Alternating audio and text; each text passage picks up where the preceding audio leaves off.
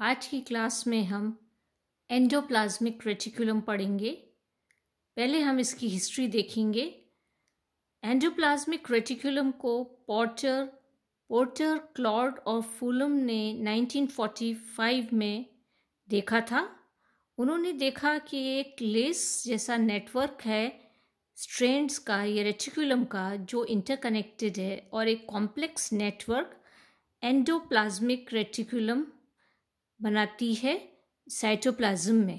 तो एक less like network strands का या रेटिकुलम का जो कि साइटोप्लाज्म में पाया जाता है, उसे उन्होंने नाम एंडोप्लाज्मिक रेटिकुलम कहा, क्योंकि ये एंडोप्लाज्म में पाया जाता है, इसीलिए एंडोप्लाज्मिक रेटिकुलम इसको कहते हैं। इसको अर्गेस्टोप्लाज्म भी कहते हैं क्योंकि ये बेसिक स्टेन लेता है। कई बार इसको वैक्यूलर सिस्टम के नाम से भी इसमें जाना जाता है, जैसा कि आप यहाँ देख सकते हैं कि ये पूरा एनास्टोमोसिंग नेटवर्क ये साइटोप्लाज्म में एंडोप्लाज्मिक रेटिकुलम बनाता है।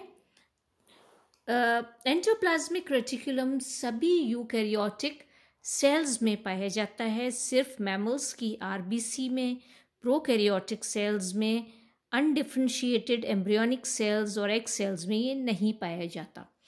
एंडोप्लाज्मिक रेटिकुलम उन सेल्स में हाईली ऑर्गेनाइज्ड या वेल डेवलप्ड होता है जिनमें लिपिड का मेटाबॉलिज्म होता है, प्रोटीन का सिंथेसिस होता है या लिपिड का सिंथेसिस होता है। उन सेल्स में सभी में वेल डेवलप्ड ईआर पाई जाती है। एंडोप्लाज्मिक रेटिकुलम दो फॉर्म्स में पाई जाती है। एक है स्मूथ एंडोप्लाज्मिक रेटिकुलम, जिसे एक ग्रैन्युलर रेटिकुलम या एसईआर भी कहते हैं।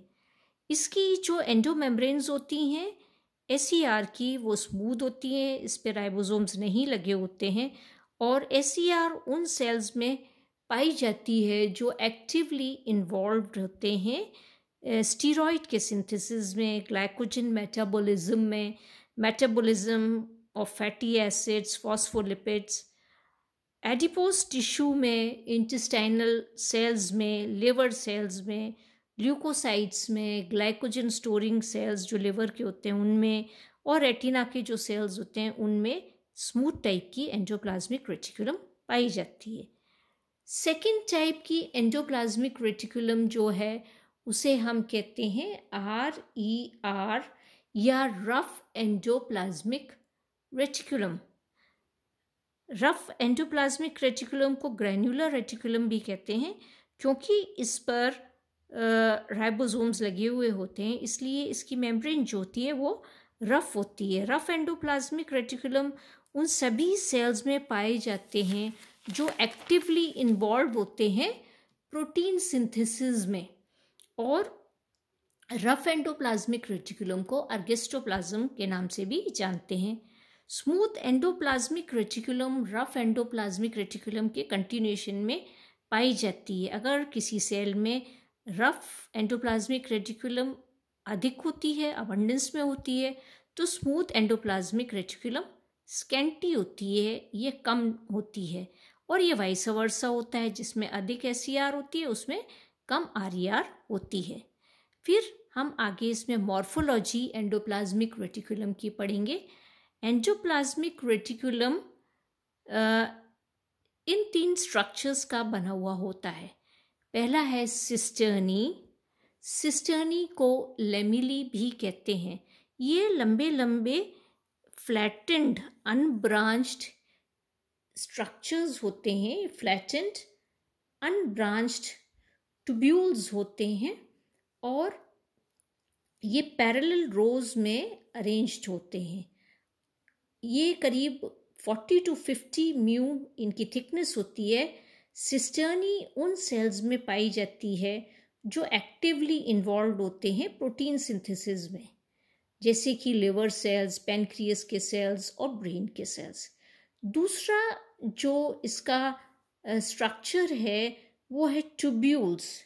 ट्यूब्यूल्स जो होते हैं वो छोटे छोटे होते हैं, स्मॉल साइज के, स्मूथ वॉल्ड, और ये ब्रांच्ड ट्यूब्यूलर स्पेसेस होती हैं और इनका डायमीटर 50 to 190 माइक्रोम्यू होता है।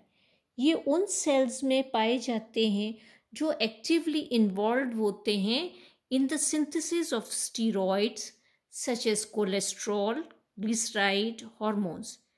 ये डेवलपिंग स्पर्मेटिड्स गिनी पिग्स के होते हैं, उनमें मसल सेल्स में और नॉन सिक्रीटरी सेल्स में हैफिसेडली अरेंज होते हैं किसी भी प्रकार से, कोई इनका पर्टिकुलर ओरिएंटेशन नहीं होता है। थर्ड फॉर्म जो है वो है vesicles.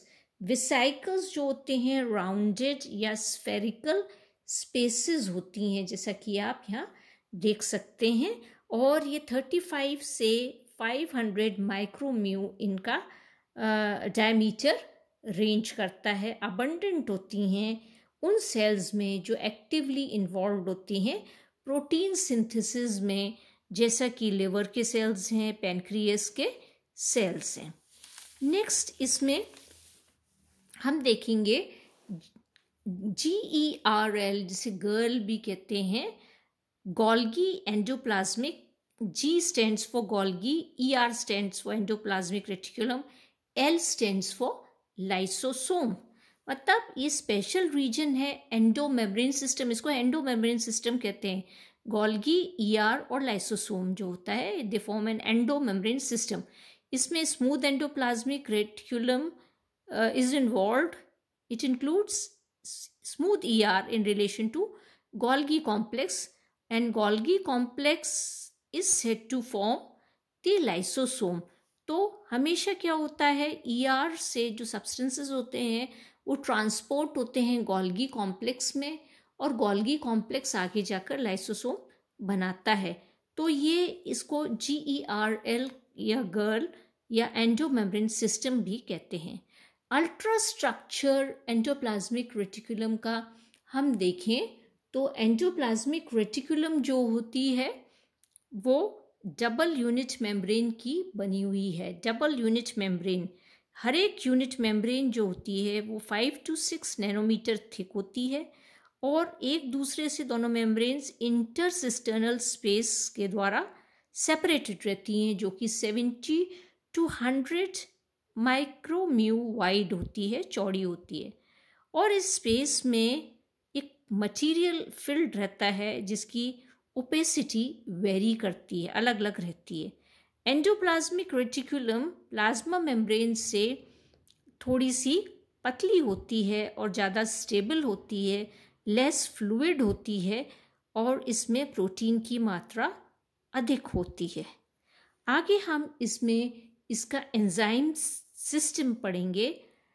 Endoplasmic reticulum is rich in different types of enzymes, और अलग अलग प्रकार के जो एंजाइम्स इसमें पाए जाते हैं वो हैं esterases, NADH cytochrome C reductase, NADH diaphorase, glucose 6 phosphatase, magnesium ion activated ATPase and nucleotide diphosphate. तो ये हमने आज इसका एंजाइम सिस्टम यहाँ देखा। नेक्स्ट क्लास में हम एंडोप्लाज्मिक रेटिकुलम के फंक्शंस और उसका बायोजेनेसिस पढ़ेंगे।